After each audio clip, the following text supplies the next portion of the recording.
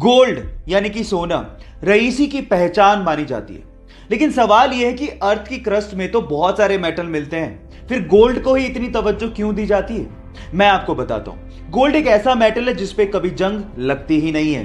Actually जब भी कोई मेटल ऑक्सीजन और मॉइस्चर के कांटेक्ट में आता है तो उस पे जंग लगनी शुरू हो जाती है, जैसे कि लोहे का ब्राउन हो जाना, चांदी का काली हो जाना, कॉपर का ग्रीन हो जाना। ये सब कोरोजन यानी कि जंग लगने की वजह से ही होता है। लेकिन गोल्ड एक अनरिएक्टिव मेटल है जो ऑक्सीजन और मॉइस्चर के साथ रिएक्ट करता ही नहीं है। इसीलिए अर्थ की क्रस्ट से जब सोने को निकाला जाता है तो उसे प्रोसेस करने तक की जरूरत नहीं पड़ती, क्योंकि वो प्योर फॉर्म में ही पाया जाता है।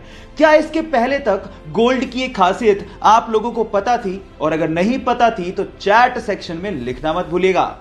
एक मोटरसाइकिल सवार रेलवे क्रॉसिंग के दौरान रेलवे के फाटक को देख ही नहीं पाता और वो सीधे जाके रेलवे फाटक से टकराता है और सीधे रेल की पटरियों पे गिर जाता है। वो इतनी बुरी तरह से घायल हो जाता है कि उससे खड़ा भी नहीं हो जा रहा था और सामने से ट्रेन आ रही थी। यह देखकर पास में खड़ा एक युवक भागता हुआ आता है और उसे रेल की पटरियों से खींचता है और उसकी बाइक को रेल की पटरियों से खींचता है और उसकी जान बचाता है।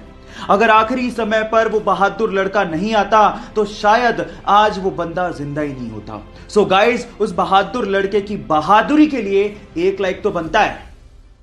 हमारी अर्थ का एकमात्र नेचुरल सैटेलाइट यानी कि प्राकृतिक उपग्रह है चंद्रमा। अब उसके बारे में एक इंटरेस्टिंग फैक्ट बताता हूं। आपका अभी इस वक्त जितना भी भार है उसका सिर्फ 1/6 भार ही आप लोगों को मून पे फील होगा। मतलब मान लो कि आप 60 किलो के हो तो उसका 1/6 यानी कि सिर्फ 10 किलो का भार ही आप लोगों को मून पे फील होगा। यानी कि आप अपने आप को हल्का महसूस करोगे और यह होता है ग्रेविटेशन की कमी की वजह से।